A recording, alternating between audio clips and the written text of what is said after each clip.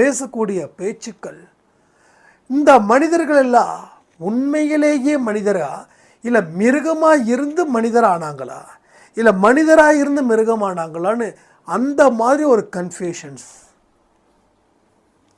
ஒருத்தனோட மனசை புரிஞ்சுக்கிறவங்க இங்கே யாருமே இல்லை.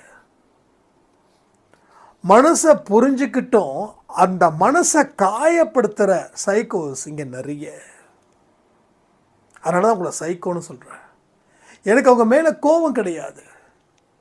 ஏன்னா பலர் நிறைய அனுபவத்தை இங்கே சொல்லும்போது எனக்கே சில நேரத்தில் ஏன் இவ்வளோ சைக்கோவாக இருக்காங்க அப்படின்னு தோணுது. அப்போ அந்த சாய்ராம் என்கிட்ட கேட்டது, 100% நடக்குமா, அதுக்கு உத்தரவாதம் கொடுக்க முடியுமா, நான் செய்கிறேன் அப்படின்னு. அந்த 100% உத்தரவாதத்தை நாம் கொடுத்தோம். இது எப்போ நடந்தது? 2022 நடந்துச்சு. இந்த ஏற்கனவே இந்த பதில சொல்லியிருக்கேன்னு நினைக்கிறேன். என்னது பெரிய மிராக்கிள், கண்டிப்பாக டெஃபினட்டாக சொல்லியிருப்பேன்.